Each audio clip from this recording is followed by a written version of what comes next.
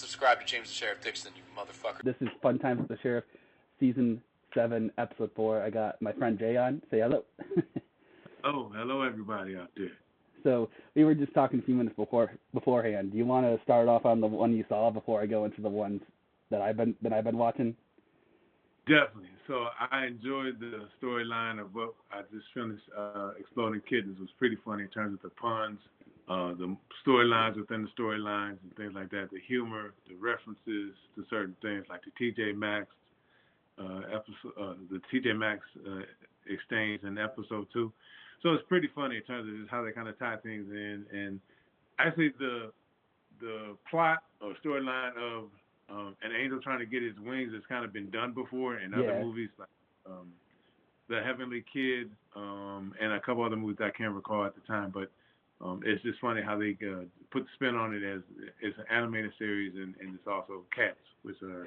Yeah, God, for those that don't know, it's about God burning down half of heaven, and they get sent down to Earth to. He has to do a miracle happen. Yeah.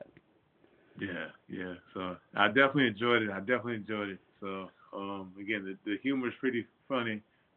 It's kind of very cleanly done. You know, there's not like a lot of profanity and stuff like that, too, because you don't always have to do that to make your point. Jokes, yeah. You know, so I enjoyed that part of it as well. I'd say it's like mid, like it's for adults and it's for kids. I think this kind of show. Yeah, definitely kids that would understand, because some of them may not get the concept. But yeah, for more mature kids that know, hey, this is just a cartoon, but at the same time, they're kind of relevant points as to what's going on today. So yeah. So speaking of that, I also wanted to talk about Hazbin Hotel, which if you teach, right, you know, of this, at least of the series. Yeah, I definitely have heard of it. Yes, indeed. It's one of my new favorite shows. It came out this year at the beginning of the year, 9 episodes. It's all started from a YouTube channel, by the way, that with one pilot episode that got like 1 billion views, which was at the time, like 5 years ago, the most watched video. Oh wow! I did not know it had YouTube boards. Then A24 picked it up and they turned it into a series, and it took 5 years to do for the creator of that channel to pick it up. Yeah. Okay, so it went through development hell, as they call it, but it made its way out of hell, pun intended, I guess. But they just ended season 1, and they already got 3 seasons pre-ordered, and they're already working on the 3rd season. Wow, that's amazing. And A24 is that new distributor that's on the scene. They're gobbling up a lot of content and that people can appreciate. So A24 doesn't fit the mold of your traditional distribution company. So, and I guess that's a good thing in this day and age of, you know, YouTube and, you know, the way people watch their entertainment. So they're really kind of listening to or responding to how people get their entertainment. So that's totally awesome. Yeah. And A24 is one of my favorite companies. They did the Hereditary movie. Have you seen that one? I heard about it. With Toni Collette. She like won an Oscar or something for that movie. Yeah. And I think that was their first Oscar winner from their company. Yeah. So. And then I can just jump right into it. So this year you're always encouraging people to watch a new movie a day. So I did that this past Halloween at the time of this recording, and I'm just going to run down the list of some of my favorite ones that I saw. And so the first one I thought was the scariest. I saw the original from 50 years ago, Texas Chainsaw Massacre. Yeah, very scary. and I understand why people were freaked out from that, because I tell people every time that last scene with the girl at the dinner table, with them just being freaky around and weird around her, that was the scene that made me stay awake that night. Yes, indeed. Leatherface.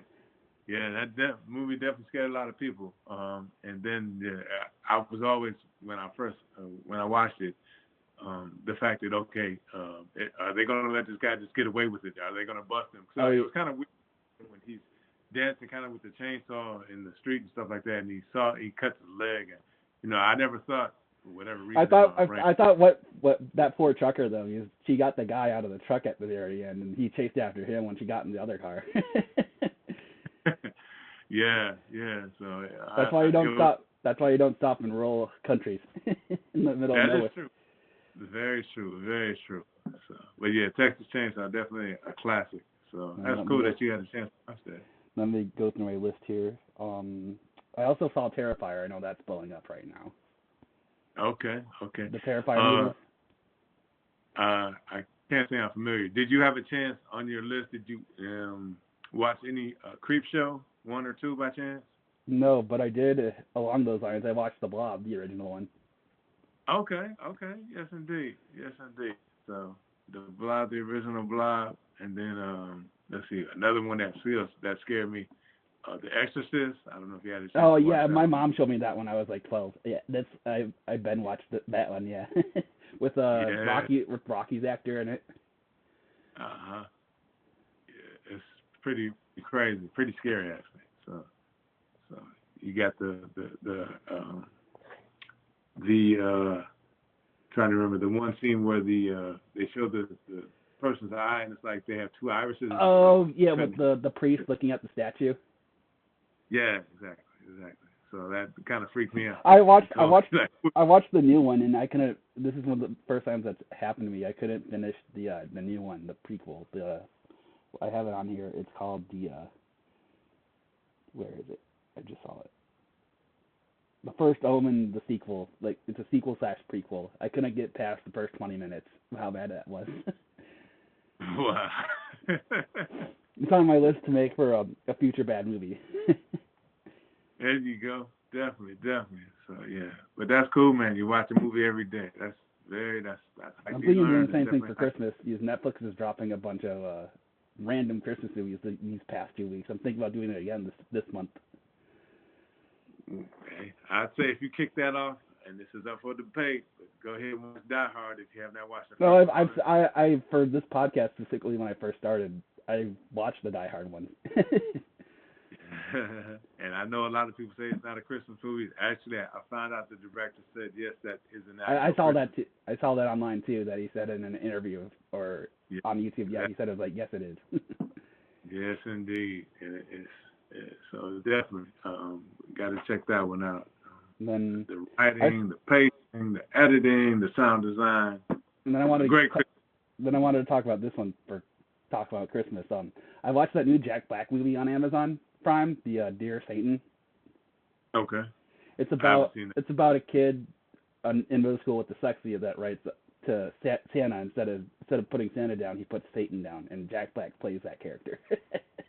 Oh wow! He gets a letter and he gets the letter and he gets 3 wishes from Satan, and one of them is the thing is you have to give him a soul at the end of the wishes. Oh, okay. Because it is about Satan, so. I did see I think it was maybe the VTS behind the scenes for it, but I didn't see the movie itself.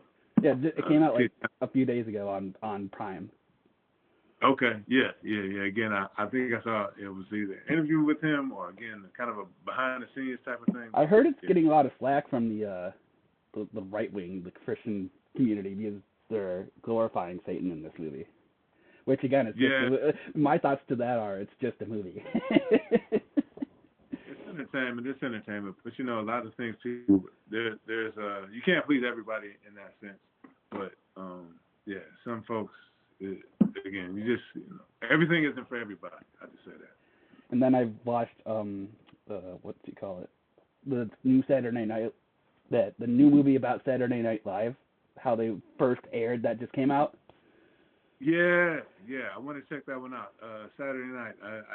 A friend of mine was telling me about that, just in terms of the first season and such. So it was a crazy 2 hours for them just to prep everything. Yeah, it's insane. I've heard other actors say, and just in terms of when you're pitching your story and stuff like that, how you can go into Lorne Michaels' office, expecting to get your story greenlit, and then you come out kind of crying because they kind of tear it to shreds. So definitely have to be a resilient individual to be a cast member on there. So, but when you hit SNL, the world's your oyster for other things. So. I've also, I think the last time we talked, I was about to start the Kevin Smith movies, so I've seen every single Kevin Smith movie. Oh, nice. Okay. So, like Clerks, and Clerks is my favorite, the third one specifically about how to make a movie. yeah. And again, very ingenious. This gentleman was just hungry to make a movie. All his And I heard an interview he had to Kevin Smith had to go on their off hours and break into that Quick Smart for the Clerks movies because he didn't have the this was when he was first doing it. He didn't have the what you call it, the legal stuff to do it. Yeah.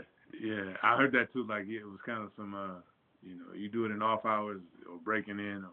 It was not your convenient way of, hey, we got a film permit, we're gonna set up lights and all this kind of stuff. And that's why in the third one, when you hear the overviews for some of them, when Kevin Smith is talking, that's why, because that scene they had to do really quickly. Mm-hmm. So, and then everything in the first one, it was a wide shot. They didn't punch in for coverage or anything like that, just to kind of keep the clock moving because they knew they were kind of up against time constraints. And I've heard Dogma is a lot of people's favorites. It was okay. So, but no, big up to Kevin Smith for just again being creative and thinking outside the box. I mean, that's what it's all about here. Making movies. For TV shows, I just finished watching Ozark for the first time. Okay. Seen that one with Jason? I want to say, I forget his last name. It's the guy from Arrested Development that did the voiceover. Yeah, I know what you're talking about. But no, it was. I've enjoyed it. Couple episodes I did watch, so yeah. I'm always hearing from people that they were saying they were on season 2 or 3 of the show, and then the last one came out, and then I didn't hear anything from them. So I watched it all, so it was good. Yes, indeed. So I want to get that because I always talk about Marvel. What do you think of the current Marvel situation right now? After Endgame? Oh well, they're gonna keep it going, and simply because of the fact is that now here we are, maybe 20 years into the whole Marvel Cinematic Universe being established. So generationally, you can kind of reboot, restart stories because it's a whole other generation.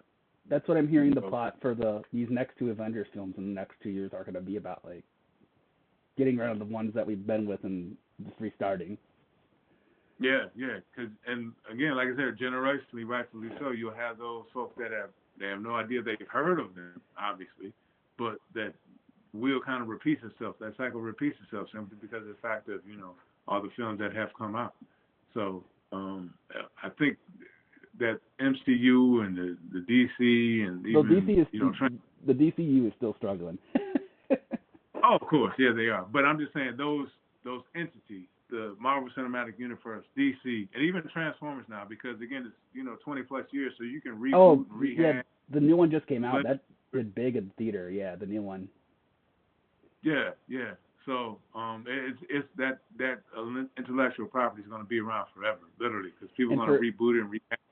And for Transformers, they rebooted it with John Cena in the last one. They're apparently doing a crossover with G.I. Joe, the live action one I'm talking about, in a year or 2 or something like that. Mm-hmm. And then, so it's here to stay, whether you like it or not. So. I was going to say, what do you think? There's 2 things I want to talk about for Marvel now. Robert Downey Jr. and Jonathan Majors being free of his charges after him getting fired from everything. Yeah, that's unfortunate, but time will tell just in terms of how they rework, or if they have, the same kind of success. Because surprisingly so, at one point in time, Robert Downey Jr. was the same boat. Yeah. Yeah, exactly. They were in the same boat, so we'll see. I'm hoping Jonathan Majors can come back as Kang in the Avengers movies, so that way they can finish his story arc at least. Yeah, that'd be nice. Why not? You started with him, go ahead and finish with him. So, but time will tell, and just seems how Hollywood will play that out with him. But yeah, like you said, they were both in the same boat. So, they're filming this year, so it's not like an impossibility. That is true. So, but it just comes down to how they want to, how to play the situation and the image that it is maybe received by other people and stuff like that. So, and then for Robert Downey Jr. But it'd be great for him to come back and bounce back from his shortcomings and stuff. So. And then for Robert Downey Jr., what do you think of him coming back after 5 years and being Dr. Doom? They offered him like $300 million or something crazy like that to be in each movie now. Yeah. He's got a big price tag, and he can demand that money because he's definitely a draw. So, but yeah, that's pretty cool. That's just them kind of saying, hey, we know we got a good thing, and did you know ironing. he's actually still is going to technically be Iron Man because the variant they choose for the main Doctor Doom is a version of Iron Man that went bad in another timeline. Right. Yeah. Right. Because I know that's an actual part of the original comics that he did go bad at some point. Yeah. And again, like I said, it's splintering off the MCU stuff. So that's to my point. Like him being bad Iron Man at one point, he's become now Doctor Doom.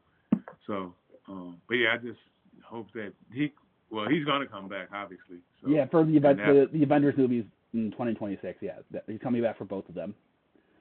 Wow. And I know that I think the new Avengers, they brought back Anthony and Joe Russo, right? The other directors are doing so bad that they brought them back. Mm-hmm. Yeah. So let's see if they can repeat that magic. So I feel for DC in terms of they're trying to compete, but they haven't been able to. So far, they've only been working on TV shows right now. They haven't done like an actual movie for DC yet. Because the Penguin just came out. The Penguin just came out, and that's a James Gunn thing. So that's his first thing there. Right. And I did see the new Joker as well, by the way, which it is for me. I thought it was okay. I just didn't think the Joker would be the one singing. I thought it would always be in Harley Quinn's head, not his. So I wish they would have flipped out the roles. Plus, Harley Quinn was already crazy when we met her, and it's the Joker that every single storyline is the one that makes her crazy. So right. No. Yeah. By herself, she was a lunatic herself. So yeah. But they need to find. I'm pretty sure they'll find one marquee character from the DC world to maybe eventually compete with what the MCU has going on. Well, they're filming Peacemaker right now. Season 2 is coming out in the summer, and I love the first season of Peacemaker. It's hilarious. It's John Cena as Peacemaker, and I just recommend this to everybody. There's only 8 episodes, a half hour per episode. It's I love Peacemaker.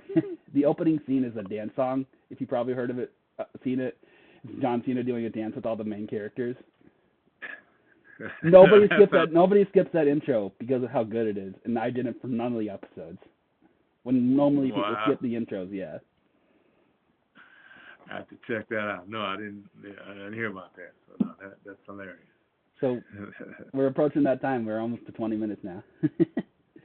Well, always a fun time with the sheriff. Yes, indeed. So you want to say any final words before we end it here? No. Thanks for having me on again, Sheriff. I need to be a little bit more dedicated as you've been doing. You watch one movie every month. I need to carve out some time and kind of heed your advice to make that happen.